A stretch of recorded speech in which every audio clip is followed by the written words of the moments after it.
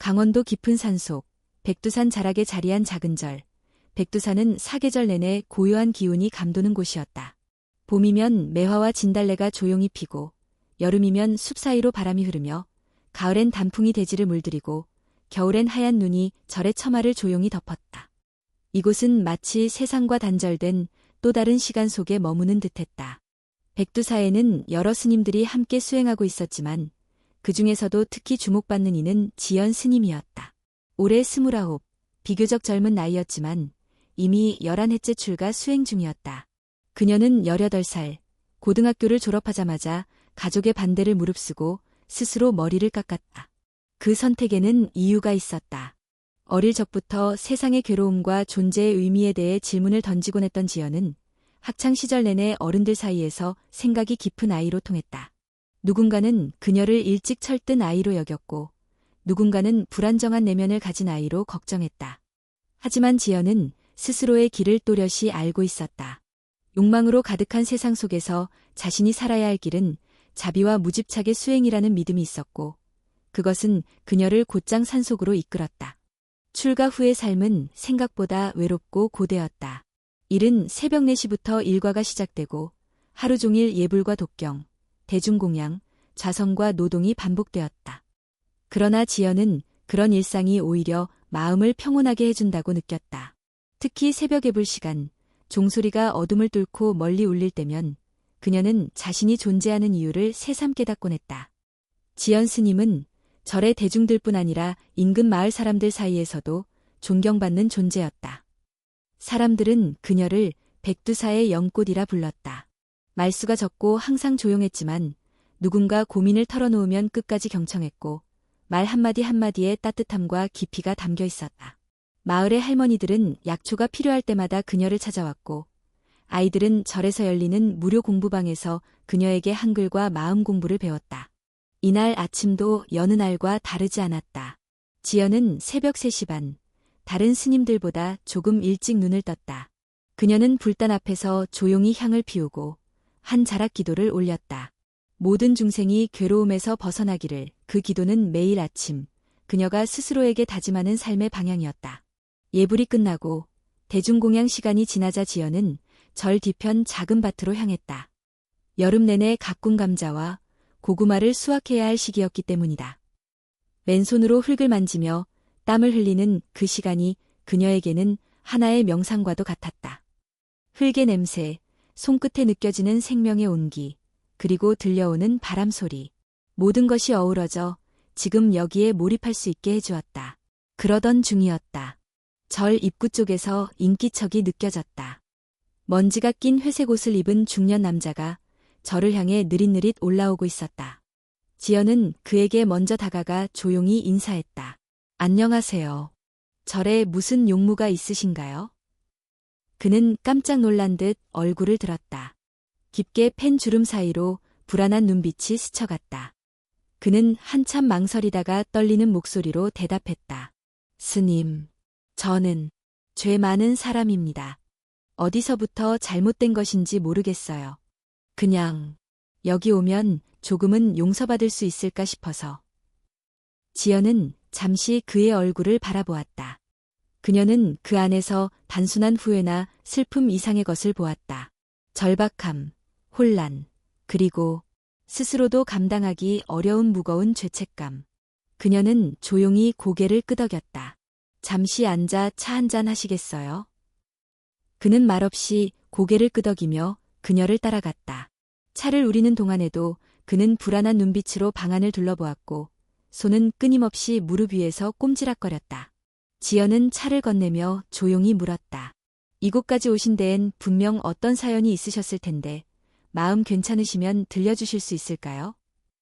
남자는 목을 한번 메고는 짧게 숨을 몰아쉬었다. 그리고 낮게 말했다. 저는 성범죄로 감옥에 있었습니다. 몇 년 전에 출소했지만 세상은 저를 받아주지 않더군요. 어디를 가도 저를 이상하게 쳐다보고 스스로가 너무 혐오스럽게 느껴집니다. 지연은 놀라지 않았다. 오히려 고개를 살짝 숙이며 말했다. 괴로움 속에서도 참회를 시작하셨다면 그 마음은 언젠가 분명 빛을 찾게 될 겁니다. 오늘은 일단 쉬시고 천천히 이야기 나눠보죠. 그는 고개를 끄덕이며 작은 숨을 내쉬었다. 지연은 그가 안고 있는 어둠을 단번에 헤아릴 수는 없었지만 그가 이곳까지 온 발걸음 자체에 의미를 두고 싶었다. 아직 그녀는 몰랐다. 그 만남이 앞으로 자신의 삶을 송두리째 바꿔놓게 될 것이라는 것을. 지연은 남자를 절 뒷마당의 한적한 요사채로 안내했다. 이 방은 예전부터 순례객이나 외부 방문자들이 잠시 머물 수 있도록 마련된 곳이었다. 방은 작고 단출했지만 문을 열면 숲이 보이는 창과 조용한 바람이 드나드는 구조덕의 마음이 편안해졌다. 그녀는 마당 끝의 감나무 아래 작은 의자에 앉아 명상하는 습관이 있었지만 그날은 달랐다. 그 남자, 한석이라는 이름을 가진 중년 남자의 눈빛이 머릿속에서 계속 맴돌았다. 단순히 죄책감이나 후회의 감정이 아니라 어떤 무너진 내면의 균열이 엿보였다. 마치 자신조차도 통제하지 못하는 무엇인가와 싸우고 있는 듯했다. 저녁 공양이 끝나고 지연은 다른 스님들과 함께 간단한 저녁 예불을 드린 후 요사채로 조용히 향했다. 문 앞에 다가서자 안에서는 인기척이 없었다. 살짝 문을 두드리자 그제야 안에서 낮은 목소리가 들려왔다. 들어오셔도 됩니다. 지연이 문을 열고 들어서자 한석은 방 한켠에 앉아 등을 벽에 기댄 채 두 손으로 얼굴을 감싸고 있었다.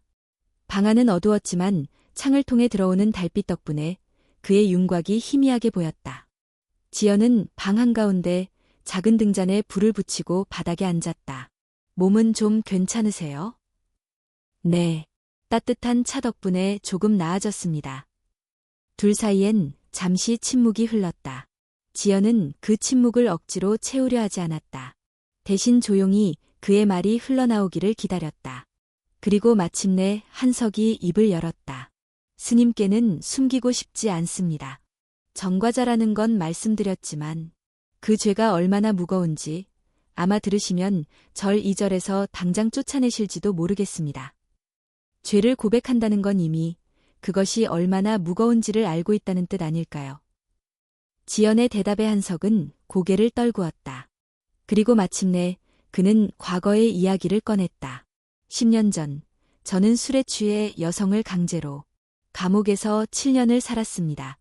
누구도 저를 다시 받아주지 않았고 가족도 절 버렸습니다. 교도소 안에서도 가장 혐오받는 존재였죠. 나 자신도 싫었습니다. 이 손으로 그런 일을 했다는 게 믿기지 않았어요. 그래서 출소한 뒤 계속 떠돌다 여기까지 왔습니다. 지연은 숨을 삼켰다. 내면 깊숙한 곳에서 불쾌감이 스쳐 지나갔지만 얼굴엔 드러나지 않았다. 그녀는 예불을 하며 배운 자비의 마음을 되새겼다. 모든 중생은 고통에서 벗어나길 원한다. 그것이 과거에 어떤 잘못을 저질렀든 간에 현재의 진심은 외면해서는 안 된다. 그동안 마음이 많이 힘드셨겠어요. 죄송합니다. 스님, 이런 저를 받아주셔서. 그는 고개를 깊숙이 숙였다. 지연은 천천히 고개를 끄덕이며 말했다. 하룻밤만 머무르신다고 하셨죠. 내일은 날씨가 막을 것 같아요. 혹시 산책이라도 하시면 기분이 조금 나아지실지도 몰라요. 네, 감사합니다. 전 정말 다시는 그런 사람이 되고 싶지 않습니다. 지연은 등잔을 끄고 자리에서 일어났다. 방문을 닫고 나서도 그녀는 한동안 그 자리에서 서 있었다.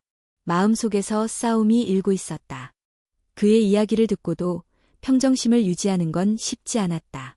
그러나 그녀는 이미 알고 있었다. 그 어떤 고통도, 괴로움도 외면해서는 안 된다는 것을. 오히려 더 깊은 자비로 마주해야 할 때가 있다는 것을. 그날 밤, 지연은 쉽게 잠들지 못했다. 방 안에는 여느 날과 다름없는 정적이 감돌았지만 그녀의 마음속은 어지러웠다. 과거의 괴로움, 아직 설명할 수 없는 불안감, 그리고 알 수 없는 예감이 뒤섞여 있었다. 한편 요사체 안에서 한석은 깊은 숨을 내쉬고 있었다. 자신이 저지른 죄의 기억은 결코 잊히지 않았다. 그러나 그날 스님과 나눈 짧은 대화는 그의 마음에 작은 파문을 일으켰다. 그는 그동안 누구에게도 용서를 받아본 적이 없었다. 자신이 용서를 받을 자격이 없다고 생각해왔다. 하지만 오늘 아주 잠시나마 마음 어딘가에서 혹시라는 단어가 피어올랐다. 혹시 나도 다시 살아갈 수 있을까? 그 생각은 너무 낯설고 너무 멀게 느껴졌지만 동시에 그 어떤 희망보다 강렬하게 가슴을 때렸다. 그리고 바로 그날 밤, 달빛이 지고 절마당이 어둠 속에 잠긴 시간. 한석은 다시 자리에서 일어났다. 어딘가로 향하는 그의 발걸음은 무거웠고 숨소리는 점점 가빠지고 있었다. 그는 눈을 질끈 감은 채 속삭였다. 부디 이번엔 괴물이 나오지 않기를. 밤은 더욱 깊어가고 있었다. 백두사의 모든 방과 마당은 어둠에 잠기고 바람마저도 발걸음을 죽인 듯 고요했다. 지연 스님은 법당 앞 돌계단에 앉아 달빛을 바라보며 호흡을 다스리고 있었다. 마음을 평정하려 애썼지만 어딘가 불편한 예감이 자꾸만 그녀의 의식을 끌어당겼다.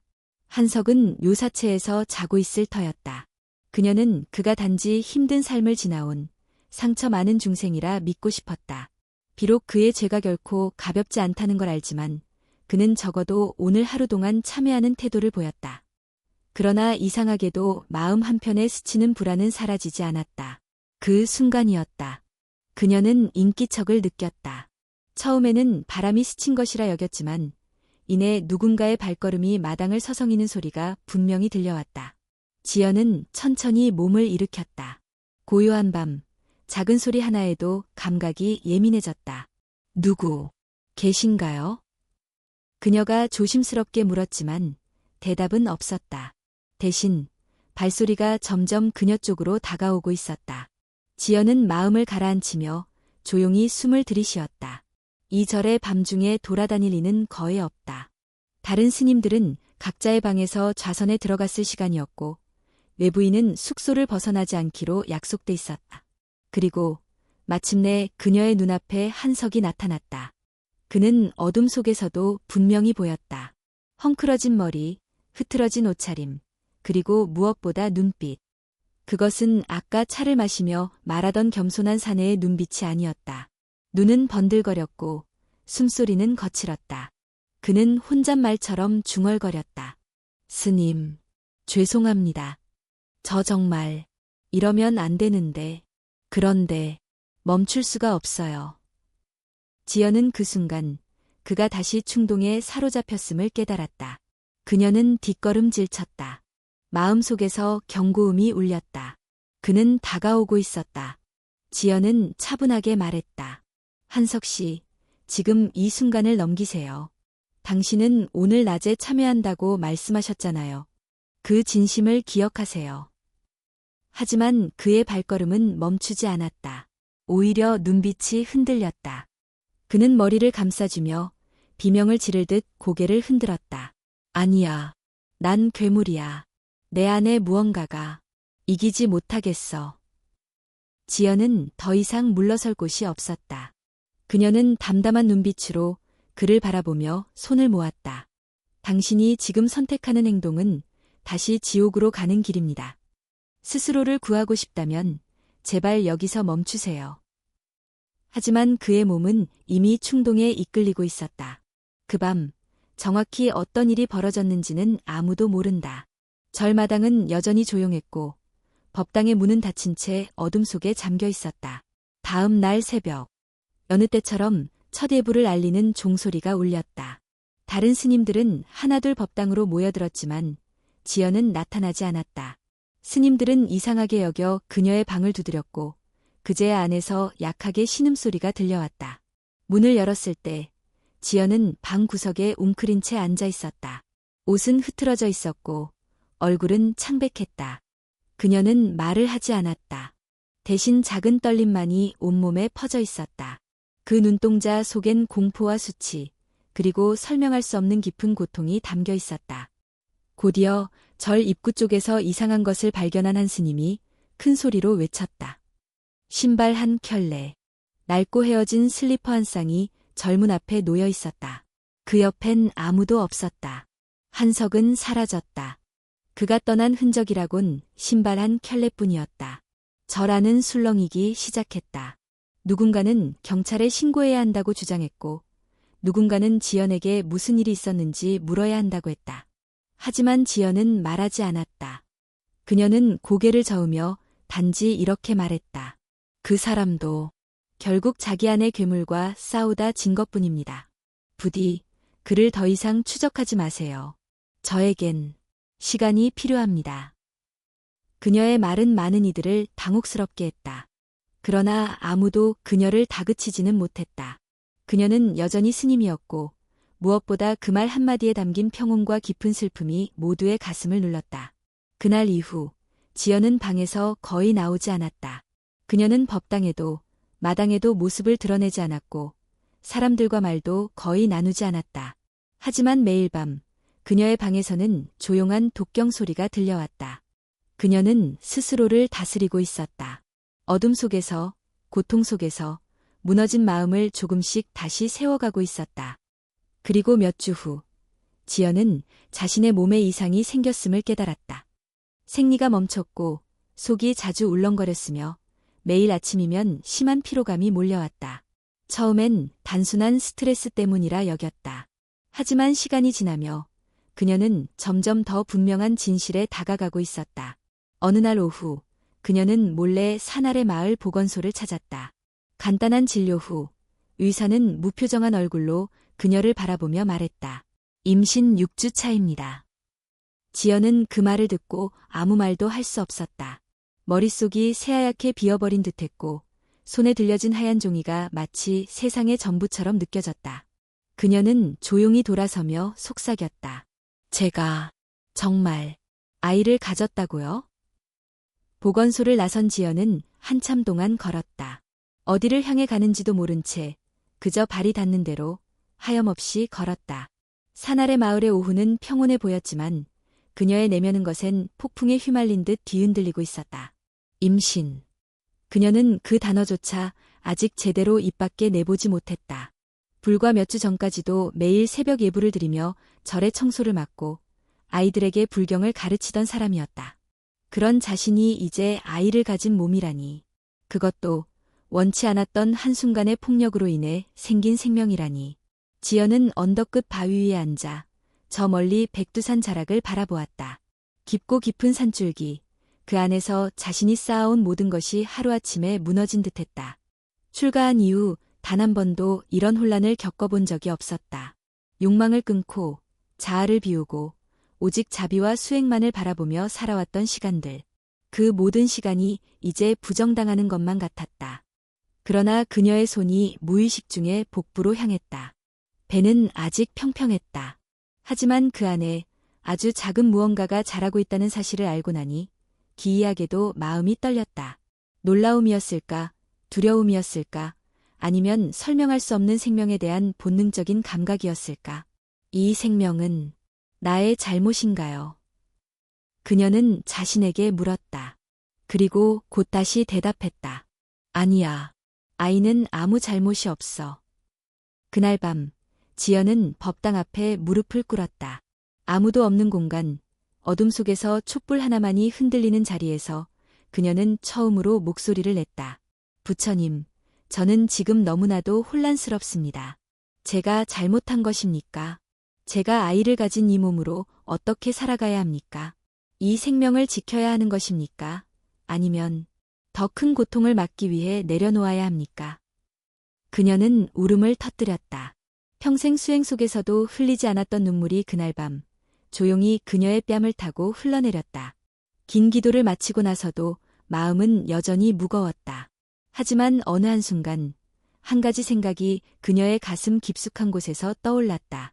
내가 선택하지 않았던 일이지만 이 생명은 나를 선택했다. 다음 날 새벽, 지연은 결심했다. 아이를 지키기로. 그 생명이 폭력의 산물이라 하더라도 그 자체로 죄는 아니었다. 오히려 이 아이는 그녀에게 내려진 또 하나의 시험이자 새로운 깨달음을 위한 여정일지 모른다고 생각했다. 하지만 그 결심을 지키기 위해선 현실의 파도와 마주해야 했다. 임신 사실을 혼자서 영원히 숨길 수는 없었다. 시간이 흐를수록 몸의 변화는 명백해졌고 절 안의 스님들과 신도들 역시 서서히 이상함을 감지하기 시작했다. 처음엔 걱정스러운 눈빛이었다. 얼굴이 창백해졌다는 말, 식사를 거르는 걸 자주 본다는 소문, 그리고 법회 도중 어지러워하는 모습을 본 신도들의 속삭임. 결국 한 달이 지나기도 전에 주지스님이 조용히 그녀를 불렀다. 법당 뒤편의 작은 다실. 주지스님은 지연을 마주보며 차를 따랐다. 그리고 낮은 목소리로 말했다. 지연아, 내가 요즘 많이 힘들어 보인다. 혹시 무슨 일이 있는 게냐? 지연은 한동안 침묵했다. 눈을 내리깔고 입술을 달싹였지만 단어는 쉽게 나오지 않았다. 그러나 그녀는 더 이상 피할 수 없다는 걸 알고 있었다. 마침내 그녀는 입을 열었다.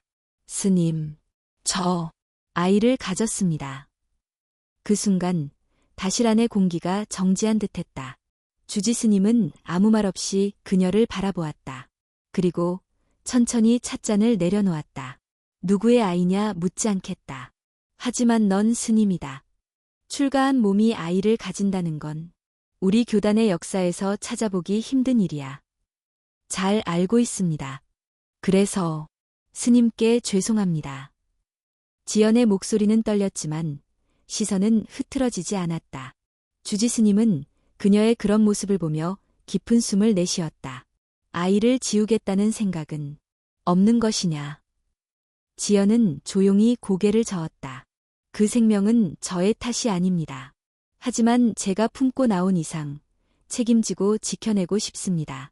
아이에게 죄를 돌리고 싶지 않습니다. 주지스님은 다시 긴 침묵에 빠졌다. 그리고 마침내 고개를 끄덕이며 말했다. 내 결심을 존중하마. 하지만 절내에서 이 상황을 그대로 받아들이기는 어렵겠구나. 다른 스님들과 신도들이 어떻게 반응할지 나도 두렵다. 며칠 후 절 안에 소문이 퍼졌다. 여스님이 아이를 가졌다는 말은 곧 문란한 스님이 부처님 법을 어겼다는 비난으로 확산되었다. 일부 신도들은 분노했고 일부는 혼란스러워했으며 더러는 지연을 두둔하려 했다.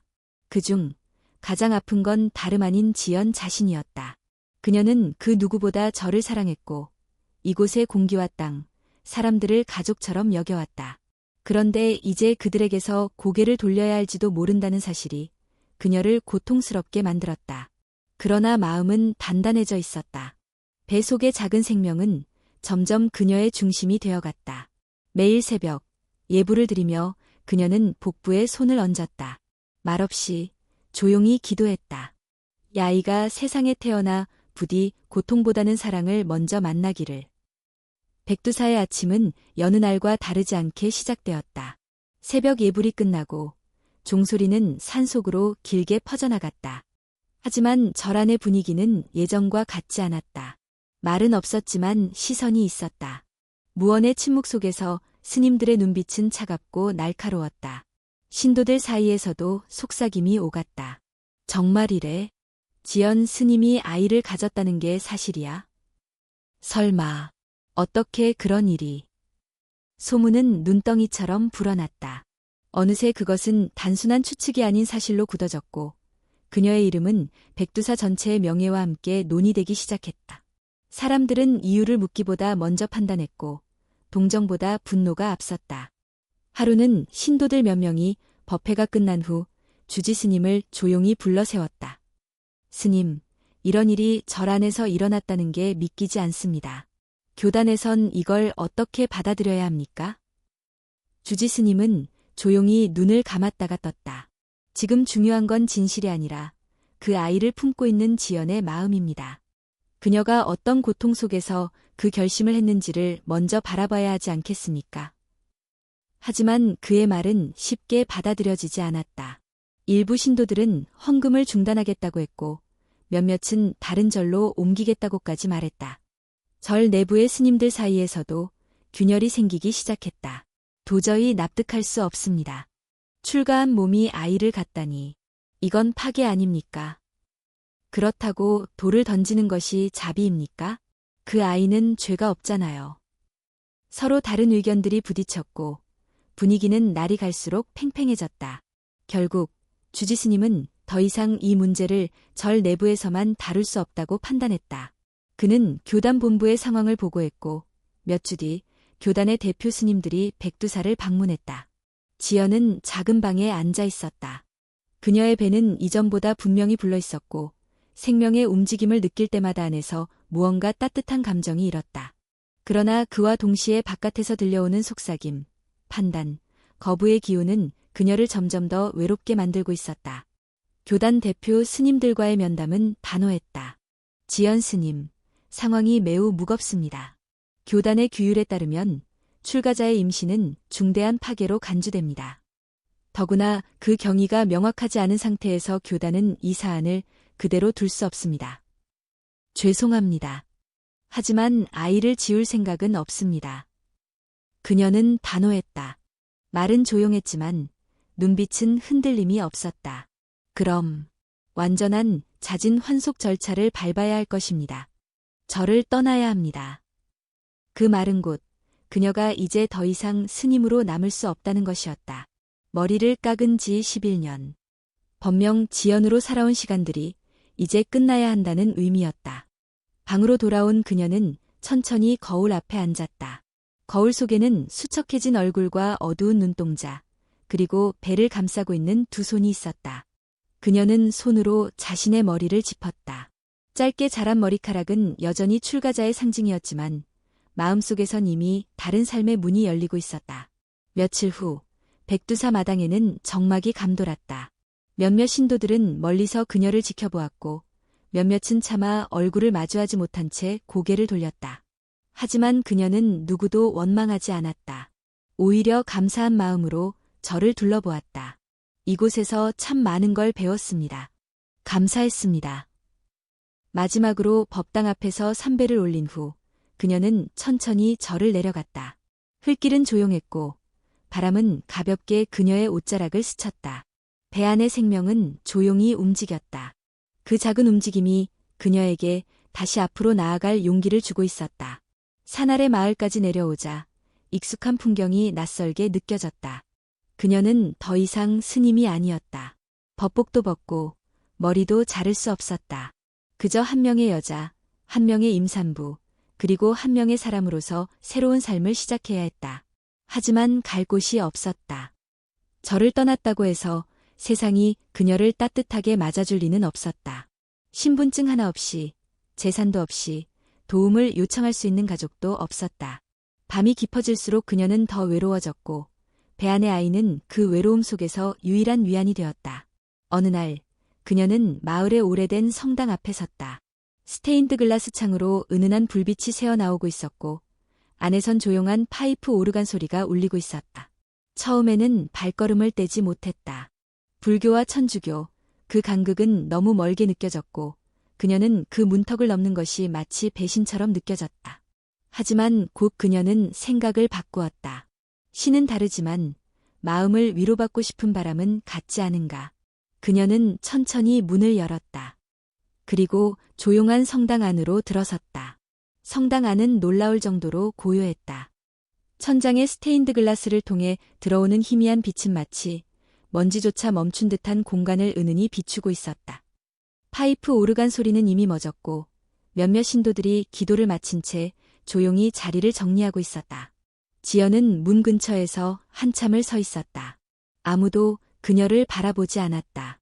낯선 옷차림, 단발의 머리, 불분명한 존재감. 하지만 그 무관심 속에서 그녀는 오히려 숨을 돌릴 수 있었다. 이곳에서는 아무도 그녀가 누구인지, 어떤 과거를 지녔는지 묻지 않았다. 적어도 지금 이 순간만큼은. 잠시 후 한 중년의 남성이 그녀에게 다가왔다. 깔끔한 회색 사제복을 입은 그는 따뜻한 눈빛을 지닌 사람이었다. 처음 뵙겠습니다. 혹시 도움이 필요하신가요? 지연은 작게 고개를 끄덕이며 조심스레 말했다. 저는 불교에서 출가했던 사람입니다. 그런데 지금은 더 이상 스님이 아닙니다. 고해성사를 받을 수 있을까요? 꼭 그 형식이 아니더라도 제 이야기를 들어줄 수 있는 분이 필요합니다. 남성은 놀란 기색을 감추지 못했지만 곧 미소를 지으며 고개를 끄덕였다. 물론입니다. 전 문요셉 신부입니다. 이쪽으로 오시죠. 지연은 그를 따라 성당 뒤편 작은 고해실로 향했다. 익숙하지 않은 구조였지만 그곳은 그녀가 오랜 시간 동안 찾고 있던 안식처처럼 느껴졌다. 작은 창 너머로 신부의 그림자가 보였다. 시작하셔도 됩니다. 천천히 말씀해 주세요. 지연은 숨을 깊이 들이쉬고 처음으로 자신의 이야기를 입 밖으로 꺼냈다. 저는 29살의 출가자였습니다. 11년 동안 절에서 수행하며 살아왔습니다. 그런데 몇 달 전, 한 남자가 절에 찾아왔습니다. 그는 성범죄 전과자였고 참회를 하겠다며 하룻밤 묵게 해달라고 했습니다. 저는 그를 거절하지 못했고 결국 그날 밤 그는 그녀는 말을 잇지 못하고 고개를 떨구었다. 오랜 침묵 끝에 다시 입을 열었다. 그날 이후 저는 임신을 했습니다. 처음엔 믿을 수 없었고 그 아이를 지워야 하는 게 아닐까 고민했습니다. 하지만 아무 죄도 없는 생명을 없앤다는 건 제가 받아들일 수 없었습니다. 그래서 아이를 지키기로 했고 그 선택으로 절에서 쫓겨났습니다. 고해실 안은 다시 조용해졌다. 그 정적 속에서 문신부의 목소리가 조심스럽게 울렸다. 그 아이는 원해서 생긴 아이가 아니었군요.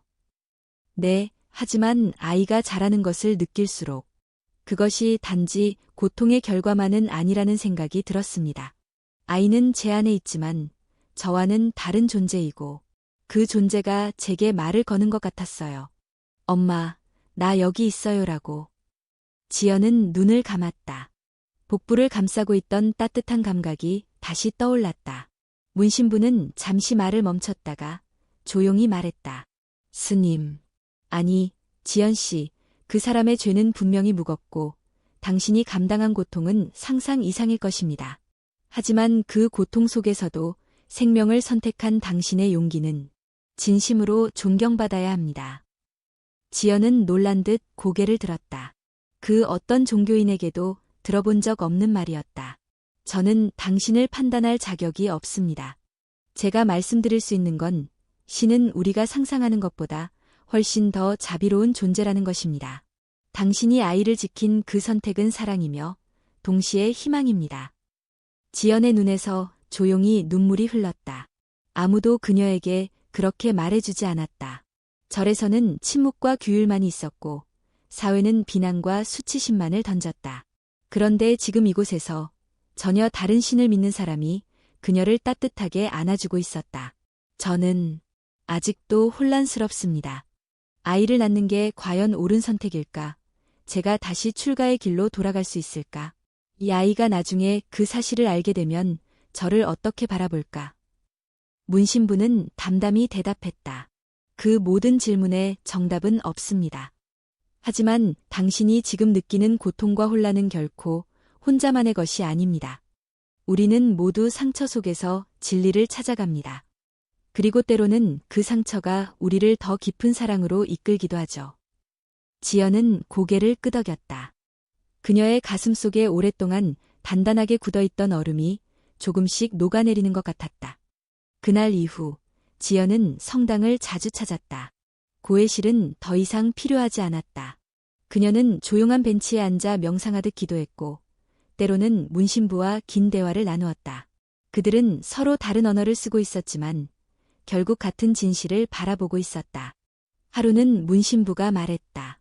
지연 씨는 지금 새로운 수행을 하고 있다고 생각해요. 그것은 어느 종교의 테두리 안에도 속하지 않지만 분명히 깊고 순수한 길입니다. 그 말에 지연은 처음으로 미소를 지었다. 자신이 다시 걸어갈 수 있는 길이 어딘가에 있다는 생각이 그날 이후 그녀를 조금씩 일으켜 세우기 시작했다. 지연은 성당 근처의 작은 월세방에서 조용히 지내고 있었다. 문유셉 신부의 소개로 알게 된 자매가 관리하는 고요한 단칸방이었고 성당에서 도보로 10분 정도 떨어진 곳이었다. 거처는 작았지만 따뜻했고 무엇보다 지연이 처음으로 진정한 쉼을 느낄 수 있는 공간이었다. 임신 후반기에 접어들면서 지연의 몸은 빠르게 변해갔다. 배는 무겁고 커졌고 가벼운 숨소리에도 가슴이 차올랐다. 몸은 피로했고 자주 붓기도 했지만 아이의 움직임은 하루하루 그녀에게 생명이라는 기적을 가르쳐주고 있었다. 밤마다 아이가 뱃속에서 발을 움직일 때면 그녀는 손으로 배를 쓰다듬으며 작은 목소리로 말을 걸었다. 예원아, 엄마야. 넌 지금 어디쯤 와 있는 거니? 엄마는 매일 두렵기도 하고 감사하기도 해. 예원이라는 이름은 지연이 어느 날 문신부와 함께 걷던 성당 정원에서 지었다. 예는 예쁠 예, 원은 소원할 원, 예쁘고도 간절히 바라는 존재. 그 아이가 어떤 세상 속에서도 자신의 존재 가치를 느끼며 살아가기를 바라는 마음을 담았다. 출산 예정일이 가까워지던 어느 새벽, 지연은 갑작스러운 진통에 잠에서 깨어났다. 숨을 고르려 했지만 복부 깊은 곳에서부터 시작된 통증은 점점 더 강해졌고 결국 이마에 식은땀이 맺혔다. 지연은 숨을 참고 핸드폰을 들어 문신부에게 메시지를 보냈다. 신부님, 아마 오늘인 것 같아요. 성당에서는 즉시 차량을 준비해 병원으로 향했다. 병원 도착 후 지연은 곧바로 분만실로 옮겨졌고 초조한 시간이 흘렀다. 간호사는 지연의 손을 잡으며 말했다. 스님, 아니, 어머니, 긴장하지 마세요. 잘 해내실 수 있어요. 스님이었던 그녀를 아직도 그렇게 부르는 사람이 있다는 사실에 순간 눈시울이 붉어졌지만 곧 다시 정신을 가다듬었다. 지금은 무엇보다 이 아이를 무사히 세상에 맞이해야 했다. 그리고 몇 시간 뒤, 고요한 병원 복도를 가득 채우는 첫 울음소리가 울려 퍼졌다. 분만실 안에서가 태어난 예원의 울음소리는 마치 침묵의 장막을 찢고 세상을 향해 선언하는 듯했다. 나는 살아있다고. 나는 이곳에 왔다고. 지연은 흐릿한 시야로 간호사가 안겨주는 아이를 품에 안았다. 작고 붉은 생명체. 그녀의 품에 안긴 아기는 조용히 울음을 멈추고 엄마의 심장 소리를 듣듯 고요히 그녀의 가슴에 안겨 있었다. 그 순간 지연의 눈에서는 말없이 눈물이 흘러내렸다. 두려움도, 외로움도, 아픔도 모두 그 한순간에 무너져 내렸다. 아이는 그녀의 고통을 잉태했지만 동시에 그녀를 다시 살게 한 존재였다. 문신부는 병원 복도에서 조용히 기도하고 있었다. 출산 소식을 들은 그는 곧 병실로 들어왔고 조용히 말없이 지연과 아이를 바라보았다. 축하드립니다. 정말 잘 해내셨습니다. 지연은 작게 웃으며 대답했다. 이 아이를 만나게 되리라곤 상상도 못했어요. 하지만 정말 만나길 잘했어요. 그 후 며칠간 지연은 병원에서 회복에 전념했다.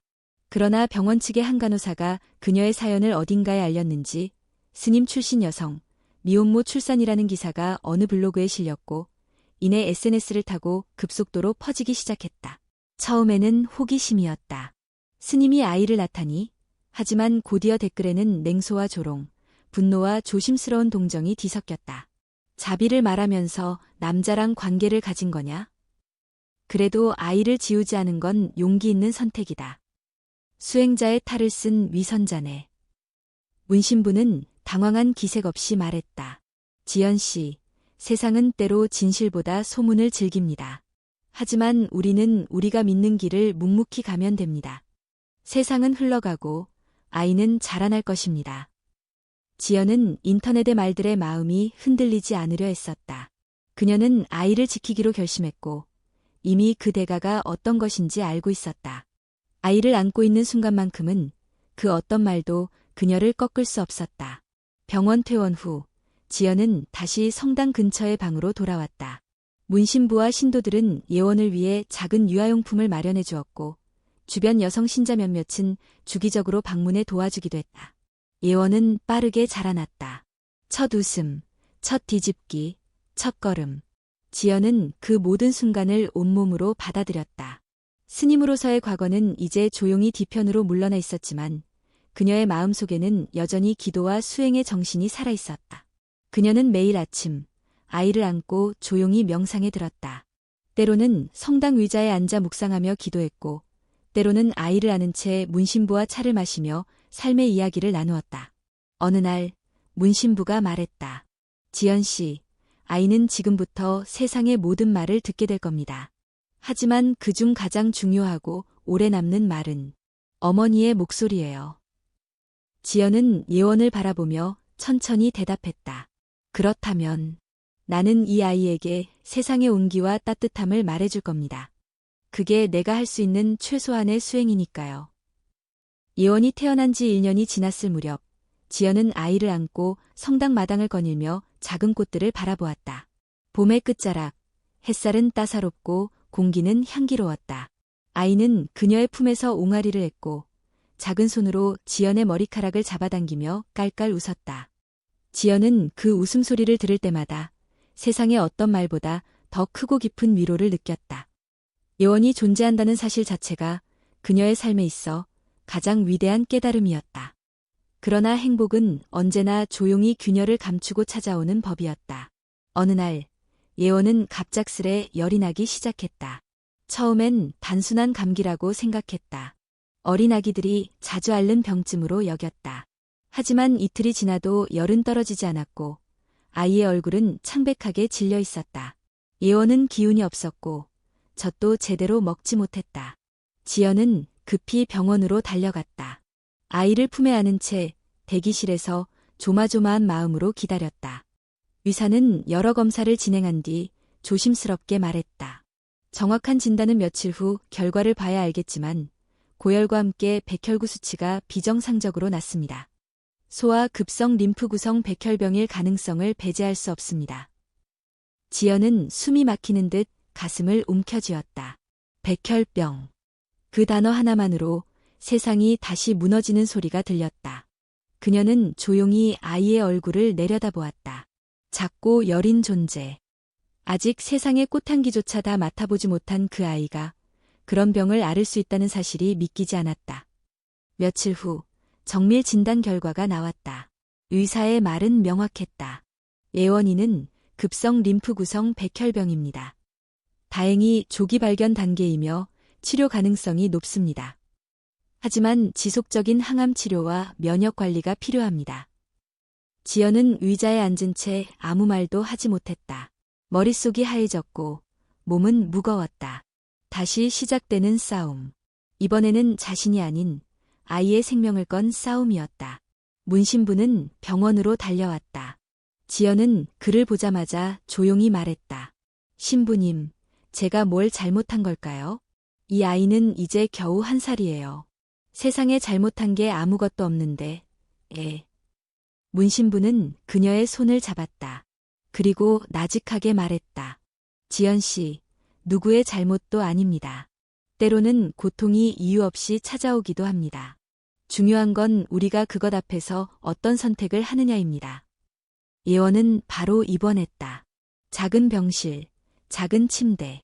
지연은 그 곁을 지키며 하루하루를 버텼다. 첫 항암 치료가 시작되자 예원은 머리카락이 빠지고 입안이 헐고 자주 울음을 터뜨렸다.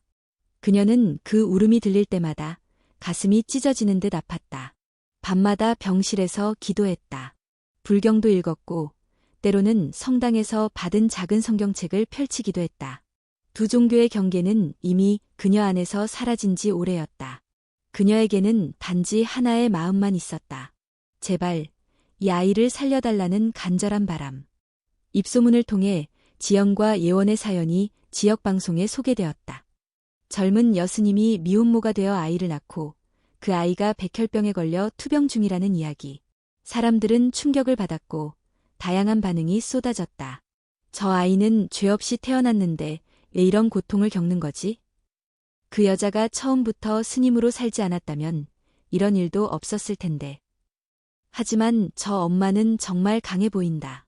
아이를 버리지 않은 것만으로도 대단해. 어떤 이는 동정했고 어떤 이는 비난했다. 후원금을 보내는 사람도 있었고 익명으로 응원 편지를 보내는 이도 있었다. 그러나 지연은 그 모든 반응에 흔들리지 않았다. 오직 아이만을 바라보고 있었다. 예원의 치료는 길고 고되었다. 입원과 퇴원을 반복했고 지연은 병원 침대 옆에서 지내는 시간이 일상이 되었다. 어느 날 밤 아이는 고열로 인해 의식을 잃었다. 병실에 긴급 호출벨이 울렸고 의료진이 분주히 뛰어들었다. 지연은 복도에서 무릎을 꿇고 울었다. 그렇게 큰 소리로 울어본 것은 처음이었다. 조용히 모든 고통을 안고 있던 그녀가 처음으로 소리내어 울었다. 그날 밤 문신부는 병실로 찾아왔다. 지연은 신부를 보자마자 말했다. 신부님, 이제는 정말 모르겠습니다. 이 아이가 떠나게 된다면 저는 다시는 일어설 수 없을 것 같아요. 신부는 눈을 감았다가 조용히 말했다. 만약 그렇다 해도 그 아이는 당신 품에서 세상에 가장 따뜻한 사랑을 받으며 살았다는 사실을 기억하게 될 겁니다. 예원은 그 밤을 넘겼다. 기적처럼. 의사는 놀라워했고 지연은 그저 감사했다. 죽음의 문턱 앞에서 돌아온 생명. 그 아이의 작고 약한 손이 다시 그녀의 손가락을 잡았을 때 지연은 다시 숨을 쉴 수 있었다. 예원의 상태는 서서히 호전되기 시작했다. 항암 치료에 힘겨운 시간도 많았지만 지연과 의료진의 정성스러운 보살핌 덕분에 아이는 기적처럼 생기를 되찾아갔다. 머리카락이 빠졌던 두피에는 솜털이 다시 자라기 시작했고 창백하던 볼에는 조금씩 혈기가 돌았다. 병실의 창문 너머로 봄빛이 스며드는 어느 날 예원은 지연에게 물었다. 엄마, 나는 왜 병원에서 살아? 지연은 순간 말문이 막혔다. 아직 4살도 되지 않은 아이가 그런 질문을 던진다는 것, 그것이 얼마나 이른 깨달음인지 알고 있었다. 그녀는 조용히 아이의 손을 잡으며 말했다. 예원이는 아주 용감한 아이야. 엄마랑 같이 이 세상에서 살아가기 위해 조금 더 강해져야 하는 거야. 아이의 눈빛은 이해한 듯 말없이 고개를 끄덕였고 작은 입꼬리에 희미한 미소가 번졌다. 지연은 마음이 아프면서도 감사했다. 이 아이가 자신에게 와준 것만으로도 자신의 삶이 온전히 다시 시작될 수 있었기 때문이다. 그 즈음 병원으로 한 통의 편지가 도착했다. 겉봉에는 낯선 이름이 적혀 있었지만 그 글씨는 어딘지 모르게 익숙했다. 지연은 편지를 열어 천천히 읽어나갔다. 지연 스님께 이렇게 편지를 써도 되는지 모르겠습니다. 저는 그날 이후 도망치듯 절을 떠났고 한동안 세상과 단절된 채 살았습니다. 다시는 당신을 볼 자격이 없다고 생각했습니다. 하지만 시간이 흐르면서 제 삶에 너무 많은 죄책감이 쌓였습니다. 그리고 우연히 소문을 들었습니다. 당신이 아이를 낳았고 그 아이가 병을 앓고 있다는 이야기. 처음에는 그저 충격이었고 그 다음에는 멈출 수 없는 자괴감이었습니다. 저는 그 아이의 아버지가 아닐 자격조차 없습니다. 다만 언젠가 용서받을 수 있다면 아이에게 아주 멀리서라도 도움이 되고 싶습니다. 혹시라도 만나 주실 수 있다면 저는 다음 주 토요일 백두사 아래 오래된 은행나무 앞에서 기다리겠습니다. 지연은 편지를 다 읽은 뒤 한참 동안 아무 말도 하지 못했다.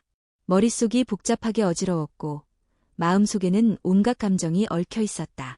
분노, 슬픔, 연민, 그리고 아주 조용한 이해.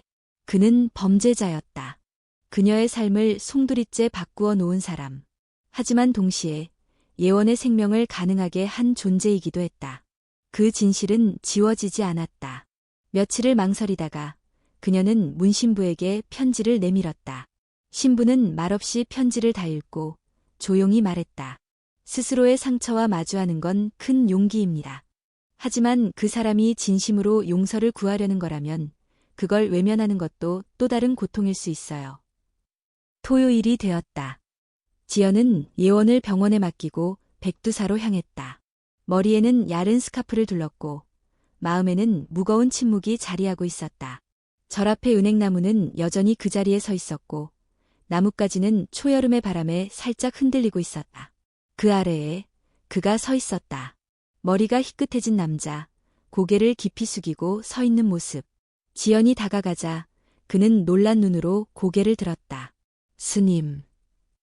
지연은 조용히 대답했다. 이젠 스님이 아닙니다. 그냥 지연이라고 불러주세요. 그의 눈에 눈물이 고였다. 정말 죄송합니다.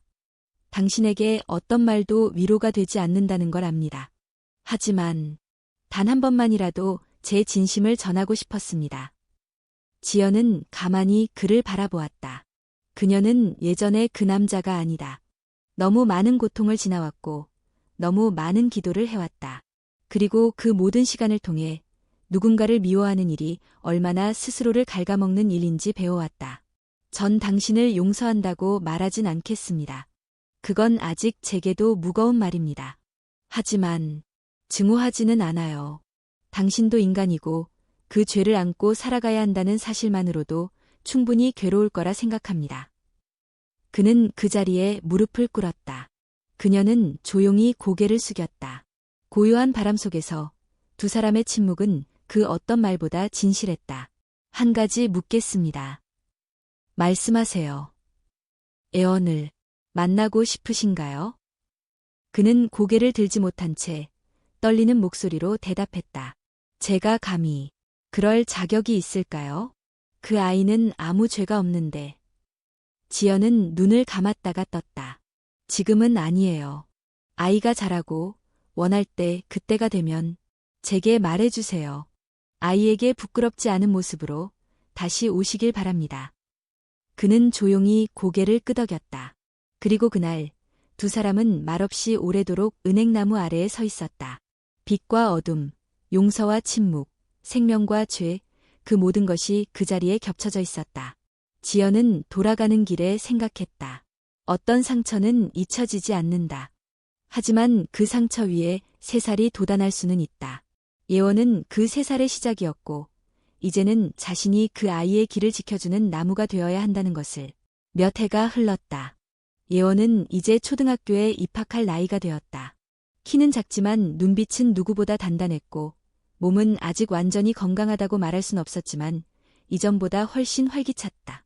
지연은 병원과 집, 그리고 성당을 오가며 조용히 아이를 키웠고, 자신도 다시 삶의 뿌리를 내리기 시작했다. 성당 근처의 작은 상담센터에서 자원봉사를 시작한 것도 이 무렵이었다. 상처 입은 여성들, 원치 않는 임신으로 혼란에 빠진 이들, 또는 세상과 단절된 외로운 이들이 이곳을 찾았다. 지연은 그들을 만날 때마다 자신의 과거를 떠올렸다. 그녀는 위로하려 들지 않았다. 대신 그들의 이야기를 조용히 들어주었다. 그들이 무너졌을 때 곁에 머물렀다. 그녀의 존재 자체가 이미 누군가에게는 희망이 되었다. 스스로의 삶으로 증명하고 있었기에 말보다 강했다. 어느 날 문신부는 지연에게 뜻밖의 제안을 했다. 지연 씨, 저희 성당에서 곧 개최할 생명과 치유의 연대라는 강연회에서 지연 씨의 이야기를 들려줄 수 있을까요? 꼭 강연자가 아니더라도 한 명의 엄마로서, 신앙을 넘어선 삶의 증언으로서. 지연은 잠시 망설였다. 과거를 말하는 것은 아직도 두려운 일이었다.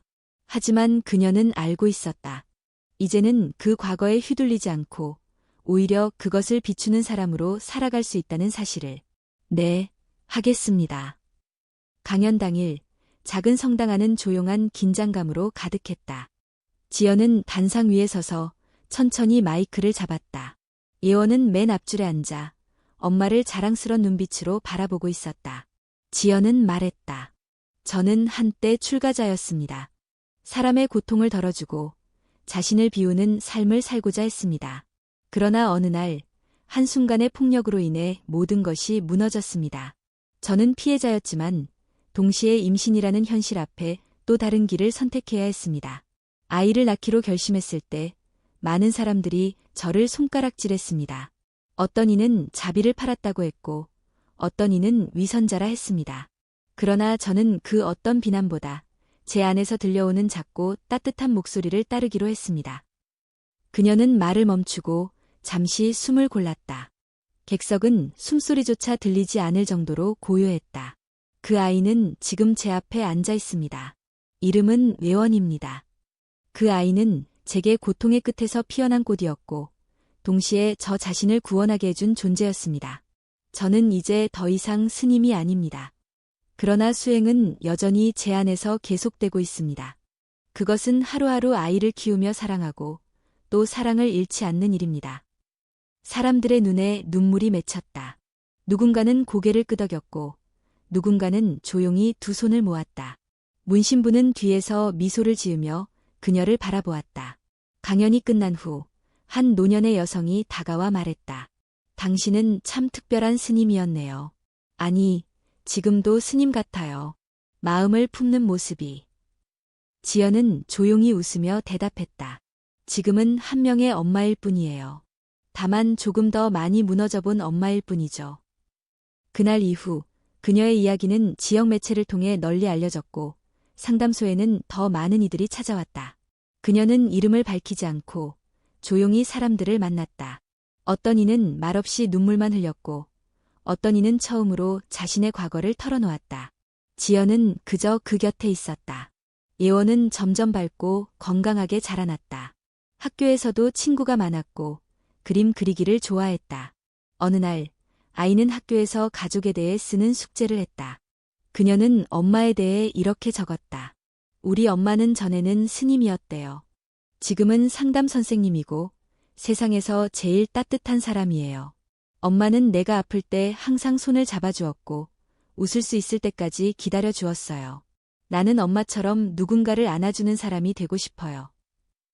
그 글을 읽은 지연은 한참 동안 가만히 앉아 눈을 감았다. 그리고 조용히 말했다. 고마워, 예원아. 내가 나를 구했단다. 그 후로 몇 달 뒤, 지연은 백두사를 다시 찾았다. 출가자 신부는 아니었지만 그곳은 여전히 그녀의 뿌리이자 삶의 시작점이었다.